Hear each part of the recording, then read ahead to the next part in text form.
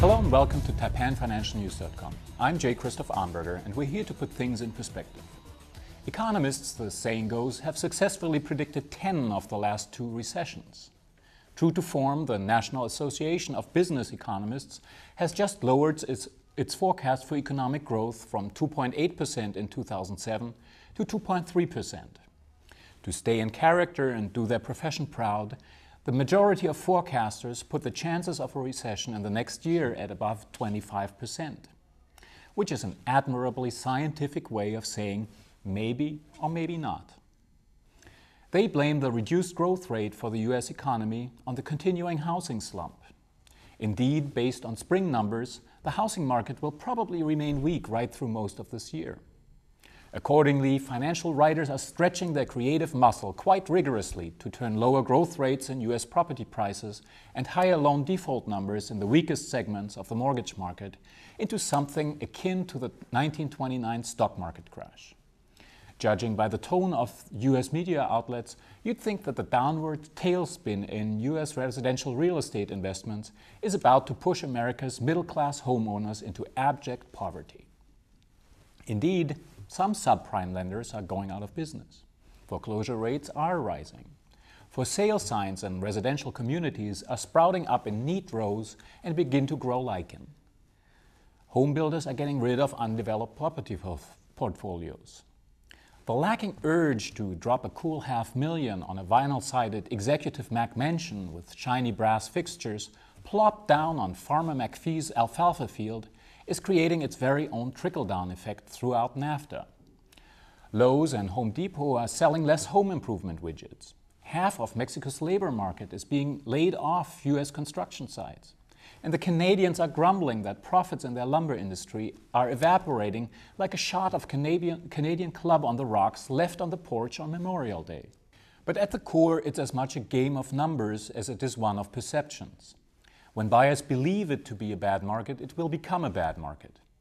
Have all the talking heads predict real estate Armageddon on all cable channels, and over long or short, you will get just that. Buyers have read and heard enough about real estate prices being set to fall that many are hesitant to buy a home at what they think is the top of the price curve. They're deferring their buying decisions until prices have come down. I've known people who have been waiting for property prices to drop for 5 years now. They may still be waiting for a while, because sellers in turn are pulling homes off the market, waiting for prices to move back up. Reduced supply again keeps prices from slipping. It sure might be a buyer's market if the sellers weren't still calling the shots about what is available to be bought.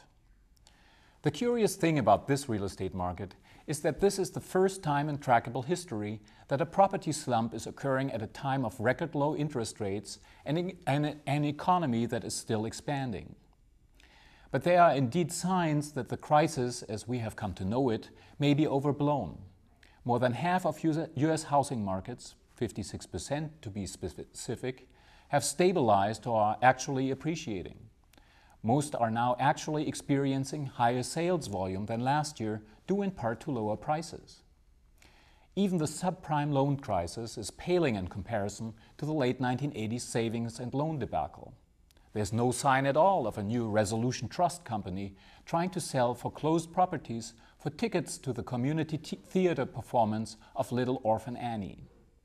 While the talking heads are declaring real estate speculation to be dead, investors are eagerly snapping up foreclosures at just slightly lower prices. The US economy, as well as American demographics and population growth, make it difficult for me to embrace the popular bearishness on US real estate.